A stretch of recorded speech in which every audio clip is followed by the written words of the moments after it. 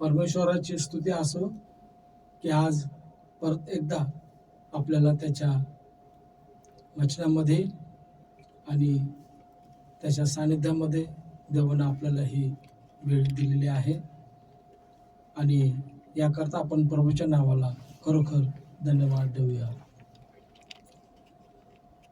आपण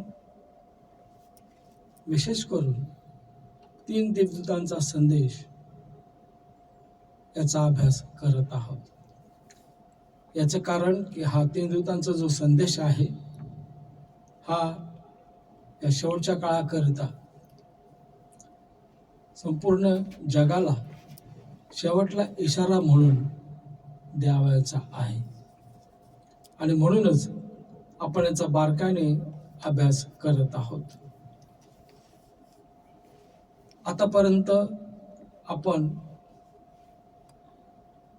प्रकटीकरण 14वा जो अध्याय आहे यातील 3 दूतांचा जो संदेश आहे त्याचा अभ्यास आपण पाहिलेला आहे. त्यामध्ये पहिला देवदूताचा जो संदेश आहे की ज्या देवदूताकडे सार्वकालीन सुवार्ता आहे, सोबत तो इशाराही घेऊन येतो की देवाची भीती बाळगा व त्याचे गौरव करा, कारण न्याय निवडा करायची घटिका आली आहे. आणि पुढे आपण पाहतो की हाच देवदूत म्हणतो की ज्याने आकाश पुरते समुद्र पाण्याचे झरे निर्माण केले त्याला नमन करा. यामध्ये हे जे 3 मुद्दे आहेत, सार्वकालीन सुवार्ता, न्याय निवडायची करायची घटिका आली आहे आणि तसंच ज्याने आकाश पुरते समुद्र निर्माण केले त्याला नमन करा. आतापर्यंत आपण सार्वकालीन सुवार्ता या संदर्भामध्ये आपण जी सत्य आतापर्यंत पाहिलेली आहेत, विशेष करून सुवार्ता म्हणजे काय आहे, सुवार्ता कशा प्रकारे देवाचं सामर्थ्य आहे ते आपण पाहिलं. तसंच सुवार्ता या माध्यमाद्वारे या संदर्भामध्ये आपण जे विषय हाताळलेले आहेत, पापाची गुलामगिरी काय आहे, त्याच्यातून मुक्तता म्हणजे काय, तसंच नवा जन्म कसा मिळतो, कोण देतो हे आपण पाहिलं. आणि तसंच ख्रिस्त आम्हामध्ये नव्या जन्माच्या द्वारे कसा आपल्यामध्ये ख्रिस्त येतो, कोणत्या तत्वाने तो आपल्यामध्ये आहे ते देखील आपण पाहिलं. आणि ते म्हणजे बीजाचं तत्व हे आपण पाहिलं. आणि ह्या 14व्या अध्यायामध्ये आपण 1 ते 5 ह्या वचनापर्यंतचा जो अभ्यास पाहिला तो म्हणजे प्रथम फळाचा अभ्यास आपण पाहिला. तसेच कालच्या अभ्यासामध्ये आपण सविस्तरपणे न्यायाची घटिका आली आहे याचा अभ्यास आपण केला. न्यायाची घटिका जी आली आहे ही कोणती घटना आणि केव्हा घडली, केव्हा न्यायाला सुरुवात झाली, कोणाच्या न्यायाला सुरुवात झाली हे काल आपण पाहिलंच आहे सविस्तरपणे. आणि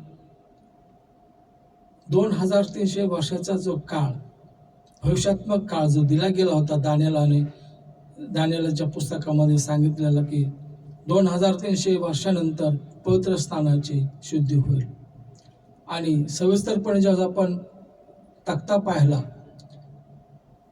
की ह्या 2300 वर्षाच्या दिवसाला जी सुरुवात झाली BC 457 साली 457 आणि त्याचा शेवट 22 ऑक्टोबर 1844 साली झाला.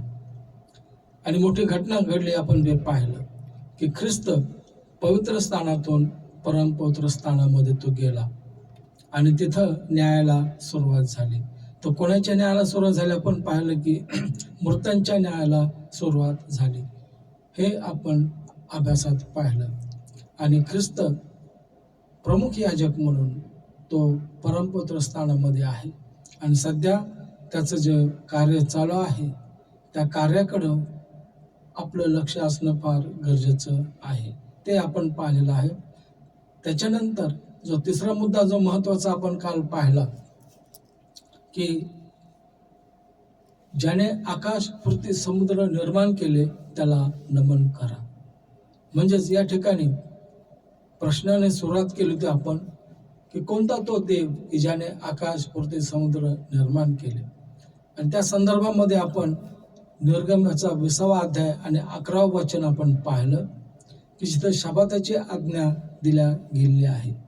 त्या शबाताच्या आज्ञामध्ये स्पष्टपणे दाखवून दिलेलं आहे की ज्या देवाने शबाताची स्थापना केली, ज्या देवाने शबात प्रस्थापित केला, तो खरा देव की ज्याने आकाश पृथ्वी समुद्र निर्माण केले.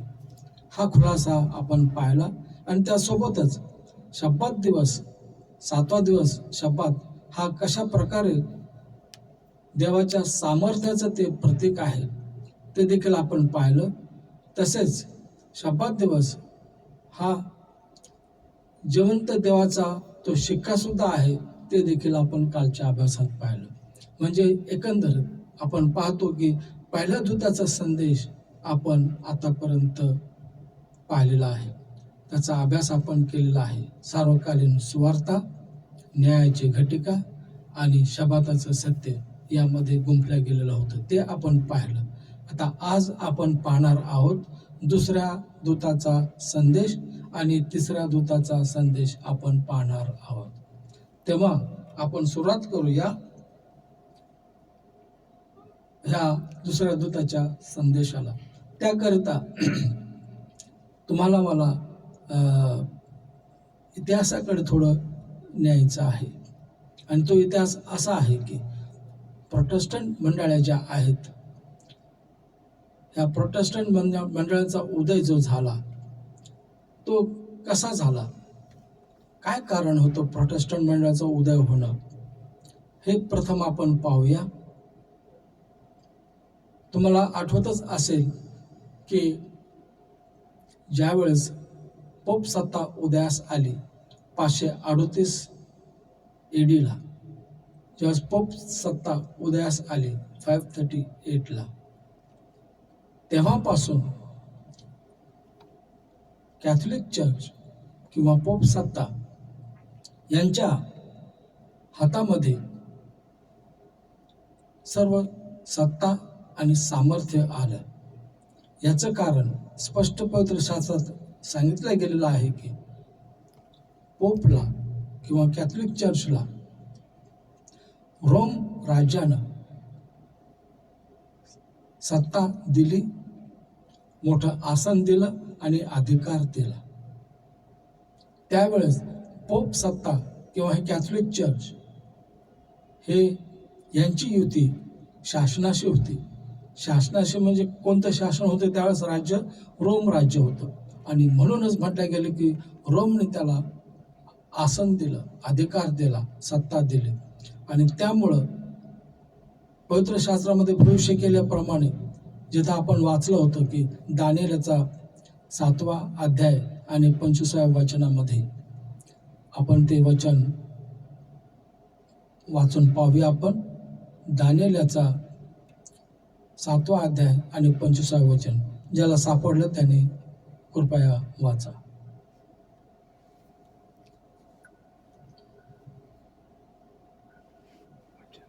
दानिएल याचा 7वा अध्याय आणि 25वं वचन.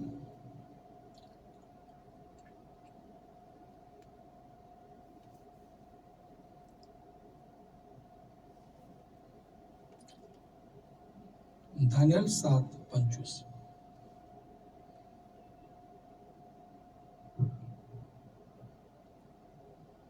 तो परात्पर देवाविरुद्ध गोष्टी बोलला आणि परात्पर देवाच्या पवित्र जनास जेर करील. तो नेमलेल्या संगणनात व घालून दिलेल्या शिस्तीत बदल करण्यास पाहिल. व काळ 2 काळ व अर्धा काळापर्यंत ते त्याच्या कब्जात राहते. बरोबर. या ठिकाणी आपण जे वाचलं की तो परात्पराच्या विरुद्ध गोष्टी बोलेल, पवित्र जनास जेर करेल आणि घालून दिलेल्या शिस्तीत किंवा नियमात बदल करावास पाहिजे. आणि तिथं काळ दिला गेलेला आहे, किती काळ, तर 1 काळ, 2 काळ, अर्धा काळ. मागे आपण थोडक्यात याचा अभ्यास केला होता. 1 काळ, 2 काळ, अर्धा काळ हा काळ म्हणजे 1260 वर्षाचा काळ येतो. आणि पवित्र शास्त्रामध्ये अनेक ठिकाणी 1260 वर्ष असं सुद्धा सांगितलं गेलेलं आहे त्या काळाचं.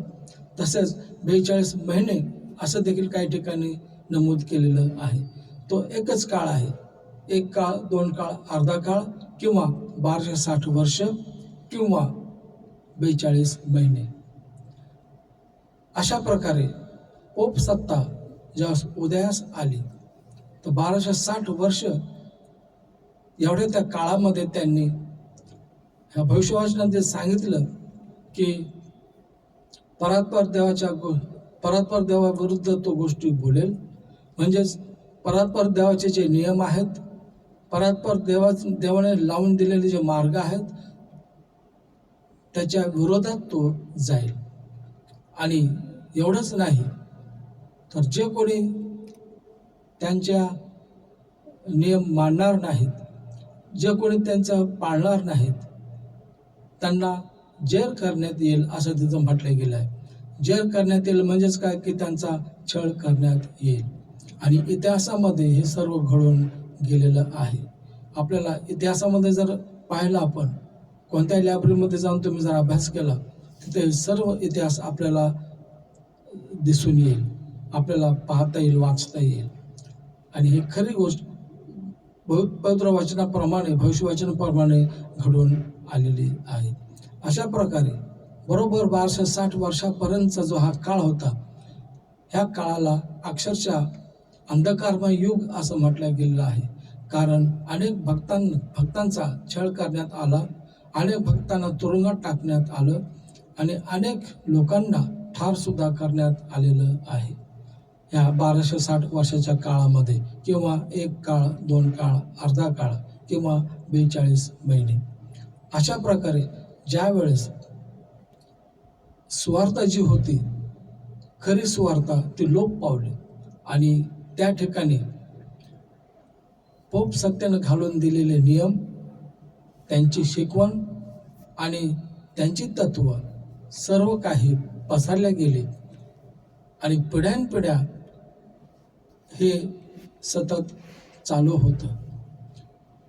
ज्यावेळेस 1798 साली हे 1260 वर्षाचा काळ संपला, 1798 साली फ्रान्समध्ये एक मोठी क्रांती घडली आणि त्या क्रांतीमध्ये नास्तिकवादाची ती क्रांती होती की देवच नाही. त्यावेळेस अनेक जे धर्म पुस्तकं होती, धर्मग्रंथ होते आणि धर्म पुढारी होते, त्या सर्वांना छळ करण्यात आला, काहींना ठार करण्यात आलं. एवढंच नाही तर सर्व धर्मग्रंथ जाळून टाकण्यात आले होते. अशी ती क्रांती होती नास्तिकवादाची. प्रकटीकरण 11वा जो अध्याय आहे त्याची पूर्तता 1798 साली झालेली आहे. तुम्ही नंतर वाचू शकता. नंतर वेळ मिळाला आपल्याला कधीतरी तर आपण त्याचाही अभ्यास करणार आहोत, प्रकटीकरणाचा 11वा अध्यायाचा. तेव्हा अशा प्रकारे 1798 साली त्यावेळच्या पोपला अटक करण्यात आली, त्याला तुरुंगात टाकण्यात आलं. तेव्हा बरोबर 538 ते 1798 सालापर्यंत पोप सत्ताचं जे राज्य होतं, जे सत्ता त्यांच्या हातात होते, ते काही सुद्धा करू शकत होते. त्या काळामध्येच त्यांनी बरेच नियमात बदल केले, शास्त्र वचनांचा त्यांनी विपर्यास केला. एवढंच नाही तर अनेक नियम त्यांनी स्वतःचे त्यामध्ये लावून दिले. अशा प्रकारे अनेक प्रकारचे नियम, स्वतःचे नियम त्यांनी या ठिकाणी घातले सण आणि विधी हे सुद्धा त्यांनी स्वतःचे प्रस्थापित केले. आता आपण पाहतो की हे जे सण आहेत, नाताळ, गुड फ्रायडे, ईस्टर, मायवार, इतर जे काही जेवढे सण आहेत ते सर्व पोप सत्तेच्या काळामध्ये किंवा कॅथलिक चर्च यांच्या कारकिर्दीमध्ये हे सर्व काही प्रस्थापित करण्यात आलेलं आहे. त्यांनी त्याची स्थापना केली. तसंच चौथ्या आज्ञेचा जो शब्बात आहे, 7वा दिवस शब्बात, हा सुद्धा त्या चर्चने खोडून टाकला. पोप सत्तेनं तो खोडून टाकला आणि त्या ठिकाणी रविवार शब्बात म्हणून त्यांनी प्रस्थापित केला. आणि हे रविवार शब्बात हा जो आहे त्यांचा, त्याला आपण श्वापदाची खून असं म्हणतो. तर नंतर आपण पाहणारच आहोत की रविवार शब्बात त्यांनी खोडून शनिवार हा जो शब्बात आहे तो त्यांनी खोडून टाकला आणि रविवार आठवड्याचा पहिला दिवस म्हणून त्यांनी प्रस्थापित केला. एवढंच नाही तर त्यांनी संतांची पूजा करणे हे सुद्धा चर्चमध्ये त्यांनी आणलं. संतांची पूजा म्हणजे जे जे संत होऊन गेले, पवित्र शास्त्रातले सुद्धा संत होऊन गेले आणि जे संत की ज्यांनी देवाचं कार्य केलेलं पृथ्वीवर, हे सर्व जे संत होते त्या संतांची त्यांनी पूजा अर्चा करायला सुरुवात केली. उदाहरणार्थ संत पौल, संत पीटर, असे संत थॉमस, जे शिष्यसुद्धा होऊन गेले, त्या सर्वांची मंडळ चर्चमध्ये मूर्त्या तयार करण्यात आल्या आणि संतांची ते पूजा करायला त्यांनी सुरुवात केली. तसंच आपण पाहतो की प्रभू येशू ख्रिस्त हा मध्यस्थ आहे. आपण सर्व आपले पाप कबुली ख्रिस्ताकडे करतो आणि ख्रिस्त मध्यस्थ या नात्यानं आपल्याला पित्याकडून क्षमा मिळवून घेतो. परंतु यात सुद्धा बदल करण्यात आला. ही तर अतिशय महत्त्वाची ही गोष्ट आपण पाहतो की कसा तो बदल करण्यात आला. त्यांनी अशी प्रथा लावली, एक कन्फेशन बॉक्स म्हणून त्यांच्यामध्ये असतो आणि त्या कन्फेशन बॉक्समध्ये एक पाळक किंवा प्रिस्ट असतो किंवा बिशप कोणी असो, तिथं त्या ठिकाणी ते असतात आणि जो पापी आहे, मनुष्य आहे, पातकानं तिथं जायचं आणि स्वतःचे पाप तिथं कबूल करायचे आणि तो प्रिस्ट ते ऐकल आणि मध्यस्थ म्हणून तो पोपला काय करेल, ते पाप सांगेल. अशा प्रकारे. तसंच एवढंच नाही तर येशूच्या आई मरिया हिला त्यांनी मध्यस्थ असं केलेलं आहे. म्हणजे किती पवित्र शास्त्राच्या अगदी विरोध सगळ्या गोष्टी केल्या गेल्या होत्या. आणि ख्रिस्ताला पाप कबूल करण्याऐवजी पाळकाला किंवा बिशोपाला पाप कबुली देणे हे त्यांनी देवाच्या विरोध केलेलं आहे. म्हणून स्पष्ट आपण वाचलं दानिएलच्या पुस्तकामध्ये की तो परस्पर देवाच्या विरुद्ध गोष्टी बोलेल, म्हणजे त्याच्या विरुद्ध तो करेल. तसेच घालून दिलेल्या शिस्तीत म्हणजेच घालून दिलेल्या नियमात तो बदल करेल आणि पवित्र जनांचा छळ करण्यात येईल. बरोबर एक्झॅक्टली तशाच प्रकारे ते घडून आल्या गेलेला आहे. हा इतिहास आपल्याला पाहायला मिळू शकतो. कुठेही तुम्ही जा, धार्मिक लायब्ररीमध्ये कुठे तुम्ही गेला तिथं तुम्हाला पाहायला मिळेल. अशा प्रकारे ह्या पोप सत्तेनं सर्व काही देवाच्या विरोधात केलं आणि पिढ्यानपिढ्या हे सतत चालू होतं. परंतु देवाचं लक्ष सर्वीकडे असतं. देव त्याची खरी स्वार्थता लपू देणार नाही, त्याची खरी स्वार्थता तो खोडून टाकू देणार नाही. तेव्हा वेळ आली अशा प्रकारे की मग जे संत होते, जे भक्तजन होते, त्या सर्व भक्तांनी धर्म सुधारण्याला सुरुवात केली आणि ही धर्म सुधारणा जवळजवळ 1600 शतकापासून सुरुवात झाली. 16व्या शतकामध्ये अनेक धर्मसुधारक बाहेर आले आणि त्यांनी जे काही देवाच्या विरोधात करण्यात आलं होतं त्याला ते विरोध करायला लागले, की म्हणजेच प्रोटेस्ट करायला लागले. पोप सत्तेला, कॅथलिक चर्चला, त्यांच्या तत्वांना, त्यांच्या त्या शिकवणीला प्रोटेस्ट करायला लागले. आणि ही चळवळ जोरात सुरू झाली. नंतर कालांतरानं पुढं आणखी एक जो देवभक्त की त्याच्याद्वारे फार मोठी धर्मसुधारणा झाली, आणि ती म्हणजे मार्टिन लुथर याच्यातर्फे मोठी धर्मसुधारणा झाली. आणि त्यानं मोठं धडाडीनं, अगदी धैर्यानं त्यानं प्रोटेस्ट करायला सुरुवात केली. त्यानं चर्चेसमध्ये जाऊन, चर्चेच्या बाहेर जाऊन सभा घेतल्या, मिटिंगा घेतल्या, आणि खरं काय आहे हे सर्व त्यानं उघड करून दाखवलं, की पोप सत्तेनं कशा प्रकारे सर्व काही बदलून टाकलं, देवाच्या विरोधात कशा त्याने केलेलं आहे, हे सर्व योग्य काय आहे, अयोग्य काय आहे, खरं काय आहे, खोटं काय आहे, हे त्यानं दाखवून दिलं. आणि ही मोठी चळवळ निर्माण झाली. आणि त्यावेळेस अनेक लोक मार्टिन लुथरच्या पाठीशी आले, अनेक लोक त्याला येऊन मिळाले. आणि ही एक मोठी चळवळ जी झाली, त्यामुळं आता शब्द हा काय की त्यांनी प्रोटेस्ट केलं, हा इंग्लिश शब्द आहे प्रोटेस्ट करणं. मराठीमध्ये आपण विरोध केला असं आपण म्हणतो. प्रोटेस्ट ह्या शब्दामुळं जे लोक कॅथलिक चर्चमधून बाहेर पडले, विरोध करण्यात आला, प्रोटेस्ट करण्यात आला, आणि ज्या लोकांनी देवाचे मार्ग स्वीकारले, देवाकडे ते वळाले, खरी सुवार्ता काय आहे ती त्यांनी स्वीकारली, त्यामुळं ते जे लोक बाहेर पडले त्यांना प्रोटेस्टंट असं म्हणण्यात आलं. आणि ही मुख्यत्वे अमेरिकामध्ये ही घटना जास्त करून घडून आली.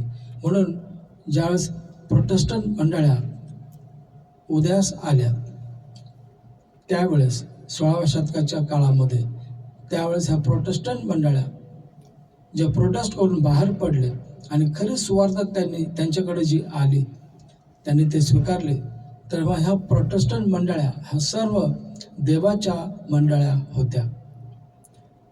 एवढंच की वेगवेगळ्या नावाने त्या संबोधल्या गेलेल्या होत्या. वेगवेगळ्या नावाने म्हणजे कोणी Methodist church, Baptist church, Anglican church, American church, अशा प्रकारे वेगवेगळ्या नावाने ते होत्या, परंतु ते देवाच्याच मंडळ्या होत्या. नुकतंच देवाने त्यांना पोप सत्तेच्या गुलामगिरीतून त्यांना बाहेर काढलं होतं. आणि पोप सत्तेने जे देवाच्या विरोधात जे गोष्टी त्याने केल्या होत्या, त्याच्या विरोध ते करून बाहेर पडले होते. अशा प्रकारे प्रोटेस्टंट मंडळाचा उदय झाला. आणि ज्यावेळेस प्रोटेस्टंट मंडळ्या या देवाच्या म्हणून उदयास आल्या, परंतु आपल्याला माहीत आहे की देवाला मंडळ्या म्हणून नाही येत, तर देवाला मंडळी असते. म्हणून देवाने मग या प्रोटेस्टंट लोकांना, मंडळ्यांना, त्यांना आता एक करायचं होतं, त्यांना एकत्रित आणायचं होतं, एका विश्वासामध्ये, एका तत्वामध्ये, एका प्रीतीमध्ये, एका दिलाचे त्यांना करायचं होतं. म्हणून हे करण्याकरता एकच एक मार्ग आहे देवाकडं, आणि तो मार्ग म्हणजे त्यांच्याकडं सुवार्ता पाठवून. आणि म्हणून आपण जो अभ्यास करत आहोत इकडे 3 दूतांचा संदेश, पहिल्या दूताचा संदेश 1831 सालापासून हा संदेश द्यायला सुरुवात झाली. प्रामुख्याने एक देवभक्त होता, त्याचं नाव होतं विल्यम मिलर. ह्या विल्यम मिलरने सुरुवात केली 1831 सालापासून, आणि त्याला येऊन बरेच भक्तजन मिळाले आणि मोठी चळवळ झाली 1831 सालापासून. 1831 सालापासून ते 1844 पर्यंत हा संदेश गाजत गेला, हा संदेश लोकांपर्यंत पोहोचत गेला, मोठ्या प्रमाणामध्ये हा संदेश जाऊ लागला. आणि हा संदेश काय होता तर आपण पाहिलं, याचा अभ्यास आपण केलाच आहे की सार्वकालीन सुवार्ता हा तो संदेश होता. सार्वकालीन सुवार्ता, न्यायाची घटिका आणि शबाताचं सत्य त्यामध्ये होतं. हा संदेश त्या काळी खास करून ज्या प्रोटेस्टंट मंडळ्या होत्या की ज्या देवाच्या होत्या, त्यांना देण्यात आला होता. कारण काय की त्यांना आता एक मंडळी म्हणून त्यांना देवाला करायची होती, कारण देवाला मंडळी अशी असते, अनेक मंडळ्या नसतात. तेव्हा अशा प्रकारे ज्या वेळेस हा संदेश त्यांना देण्यात आला, परंतु दुर्दैवाची गोष्ट अशी की त्यांनी हा संदेश, ही सुवार्ता नाकारली. याला पुरावा काय की त्यांनी सुवार्ता नाकारली? तर कॅथलिक चर्चने किंवा पोप सत्तेने जे नियम त्यांनी लावून दिले होते, जी तत्व होती, जी त्यांची शिकवण होती, तीच त्यांनी धरून ठेवली, ती काही त्यांनी सोडली नाही. म्हणजेच खराखुरा जो शब्द आहे तो त्यांनी मांडला नाही. खरं जे सत्य आहे ते त्यांनी नाकारले आणि त्यांच्याकडून जे चुकीची जे तत्व होती, चुकीची जी शिकवण होती, तीच त्यांनी ती स्वीकारली आणि प्रोटेस्टंट म्हणून ते राहिले खरे, परंतु त्यांनी खरी खरी सुवार्ता जी त्यांना देण्यात आली होती त्यांनी अक्षरशः ती नाकारली. आणि जेव्हा सुवार्ता नाकारल्या जाते तेव्हा मग आपण पाहिलं की सुवार्ता काय आहे बरं? देवाचं सामर्थ्य आहे. सुवार्ता देवाचं सामर्थ्य आहे. आता सुवार्ताच नाकारली म्हणून परिणाम काय होतो? मग सामर्थ्य राहील का तिथं देवाचं? कारण सुवार्ता काय आहे? देवाचं सामर्थ्य आहे तारण्यासाठी, विश्वास ठेवणाऱ्यासाठी. जो विश्वास ठेवेल त्याच्यासाठी तारण्यासाठी ते सामर्थ्य आहे. आता जेव्हा प्रोटेस्टंट मंडळींनी ही सुवार्ताच नाकारली, की जे सुवार्ता त्यांच्याकडं आली होती तारणासाठी, तेच त्यांनी नाकारले. म्हणजे त्यांच्याकडं मग काय राहिलं नाही? देवाचं सामर्थ्य राहिलं नाही. अशा प्रकारे हा जो इतिहास आपण पाहिला की सुवार्ता खास करून प्रोटेस्टंट लोकांना देण्यात आली होती. 1831 सालापासून ते 1844 पर्यंत हा संदेश त्यांच्याकरता खास चालू होता, ह्या तीन दूतांचा संदेश. ज्यावेळेस मग त्यांनी सुवार्ता नाकारली गेली, मग सुवार्ता नाकारल्यामुळं परिणाम काय झाला? दुसऱ्या दूताला येऊन संदेश द्यावा लागला. आणि तो दुसरा दूताचा संदेश मग काय होता ते आपल्याला 8व्या वचनात सापडेल. प्रगटीकरण याचा 14वा अध्याय आणि 8वं वचन. त्या देवदूतामागून दुसरा देवदूत येऊन म्हणाला, पडली, मोठी बाबेल पडली, तिने आपल्या जार कर्माचा क्रोधरूपी द्राक्षारस सर्व राज्यांना पाजला आहे. बरोबर, स्पष्ट काय म्हटलं की पडली, बाबेल पडली. आणि काय केलं तिने? सर्व राष्ट्रांना जार कर्माचा क्रोधरूपी द्राक्षारस पाजला. अशा प्रकारे दुसरा देवदूत येऊन घोषणा करतो. याचं कारण की सुवार्ता नाकारल्या गेल्यामुळे त्यांच्याकडे सामर्थ्य तारण्यासाठी राहिलेलं नाहीये आणि म्हणून ते बाबेल झालं असं घोषित करण्यात आलं. बाबेल याचा अर्थच असा आहे की एकेकाळी जी मंडळी देवाची असते, देवाचं सामर्थ्य त्यांच्याकडं असतं, परंतु ज्यावेळेस ते सुवार्ता नाकारतात तेव्हा सामर्थ्य त्यांच्याकडून निघून जातं आणि मग ते इतर सामर्थ्य करता ते इकडं तिकडं धाव घेतात, दुसरीकडे धाव घेतात सामर्थ्य मिळवण्याकरता. याचं कारण की देवाचं सामर्थ्य त्यांच्याकडं राहिलेलं नसतं. अशाच प्रकारे जेव्हा प्रोटेस्टंट मंडळाने सुवार्ता नाकारले, देवाचं सामर्थ्य त्यांच्याकडं राहिलं नाही, तेव्हा मग ते धर्मभ्रष्ट झाले. बाबेलचा अर्थ धर्मभ्रष्ट होणे. देवाची मंडळी एकेकाळी जी शुद्ध असते, पवित्र असते, कारण ती देवाच्या मार्गामध्ये असते. आणि लक्षात घ्या की नुकतंच त्यांचं ते प्रोटेस्ट करून बाहेर पडलेले होते प्रोटेस्टंट मंडळ्या, आणि देवाची दयेनं त्यांना हा खास संदेश सुवार्ता म्हणून आलेला होता, परंतु त्याचा त्यांनी अव्यवहार केला. आणि म्हणून दुसरा देवदूत म्हणतो की पडली, बाबेल पडली, तिने जार कर्माचा क्रोधरूपी द्राक्षारस सर्व राष्ट्रांना पाजला. तिने स्वतः ते पेली तर पेली, परंतु सर्व राष्ट्रांना पाजला. आता हा जार कामाचा द्राक्षस काय आहे? तर पवित्र शास्त्रामध्ये आपण वाचतो की जार कर्म म्हणजे एखादी स्त्री आपल्या पतीला सोडून दुसरीकडे भलतीकडेच ती जाते, दुसऱ्याकडं, त्याला जार कर्म म्हटल्या गेलेलं आहे. जार कर्म करणारी स्त्री असं म्हटलं गेलेलं आहे. ज्यावेळेस देवाची मंडळी किंवा स्त्री ही देवाची ज्यावेळेस असते तोपर्यंत ती पवित्र आणि शुद्ध अशी असते. परंतु ज्यावेळेस ती देवाच्या मार्गातून निघून जाते, देवाच्या मार्गात ती राहत नाही, सुवार्ता ती नाकारते, तेव्हा मात्र मग तिचं रूपांतर बाबेल अशा प्रकारे ह्या शब्दात तो होतो. बाबेल म्हणजे धर्मभ्रष्ट झालेली स्त्री, याचा तो अर्थ होतो. तेव्हा बाबेल पडली बाबेल म्हणजेच काय की ते आता देवाची राहिलेली नाही. म्हणजेच 1844 साली हा जो 3 दूतांचा संदेश जो आला पैकी जो दुसरा दूताचा जो संदेश आता आपण वाचला की बाबेल पडली, तर लक्षात घ्या, प्रोटेस्टंट मंडळ्या 1844 साली त्याच काळामध्ये त्या बाबेल झाल्या. बाबेल याचा अर्थ की गोंधळ. कारण का बरं गोंधळ तिथं असतो?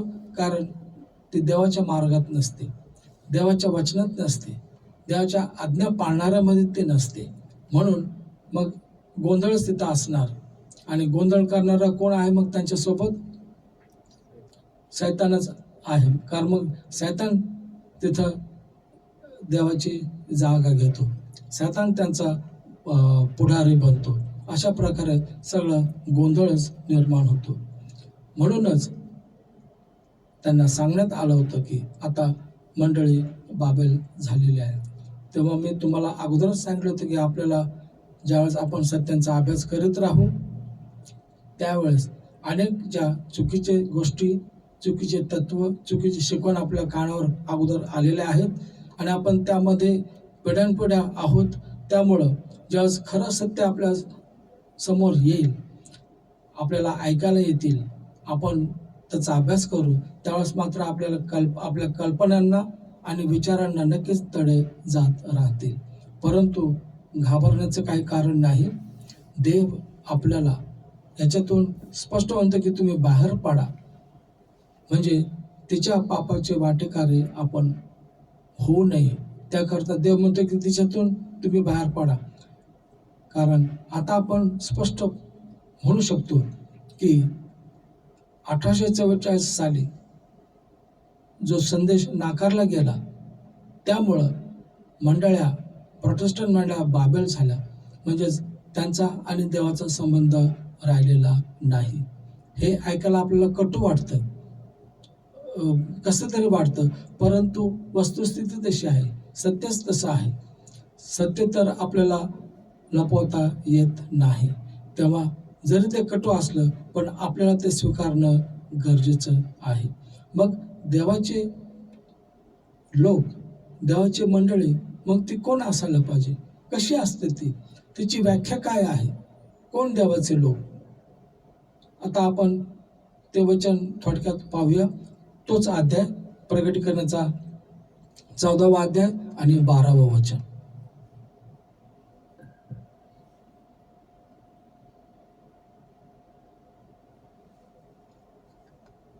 देवाच्या आज्ञा पाळणारे व येशूवरील विश्वासाला धरून राहणारे पवित्र जन याचे धीर धरण्याचे अगत्य ह्यातच आहे. बरोबर, वचन स्पष्ट सांगते. आता बघा की देवाच्या आज्ञा पाळणारे व येशूवरील विश्वास, तर हा शब्द दिलाय येशूवरील, परंतु अक्षरशः शब्द असा आहे की येशूचा विश्वास ज्यांच्यामध्ये आहे. जसं इंग्लिशमध्ये फेथ ऑफ जीसस असं म्हटलं जाते, तर हा शब्द जिथं असायला पाहिजे की येशूचा विश्वास, देवाच्या आज्ञा पाळणारे आणि ज्यांच्यामध्ये येशूचा विश्वास आहे ते, आणि ज्यांच्यामध्ये धीर आहे. आता धीर म्हणजे कसा आपल्याला धरायला पाहिजे की जरी आपण म्हणतो की अजून येशूचं येणं झालेलं नाही आहे, पण आपला विश्वास आहे की प्रभू येशू ख्रिस्त नक्कीच येणार आहे. जरी त्याला विलंब लागत आहे, पण आपला विश्वास आहे की तो येईलच येईल, खात्रीने तो येईल. तेव्हा आपण त्याच्या येण्याची कशी वाट पाहतो बरं? मग काय धरून वाट पाहतो? धीर धरून वाट पाहतो. म्हणजे धीर, आपण अधीर होता कामा नये. देवाचे लोक अधीर होत नाहीत. तेव्हा देवाच्या लोकांची व्याख्या काय आहेत? कोण आहेत देवाचे लोक? मग देवाची मंडळी कोणती असायला पाहिजे? तर स्पष्ट तिथे दिलं की देवाचे लोक कोण? देवाच्या आज्ञा पाळणारे, ज्यांच्यामध्ये येशूचा विश्वास आहे. आता येशूचा विश्वास कसा बरं? धीर धरणं. आणि येशूचा विश्वास त्याच्या पित्यावर कसा होता? कशा प्रकारे त्याचा तो विश्वास होता पित्यावरती? कुठपर्यंत तो विश्वास राहिला पित्याला? मरेपर्यंत. म्हणजे क्रूस खांबावर जाऊपर्यंत तो विश्वासू राहिला आणि देवाच्या आज्ञात तो राहिला. त्यांनी देवाची एकही आज्ञा त्यांनी मोडली नाही. अशा प्रकारे देवाचे लोक जे असतील किंवा देवाचे मंडळी आपण म्हणू, ते कसे असतील, त्यांची व्याख्याच काय आहे? What is the definition of the gods people?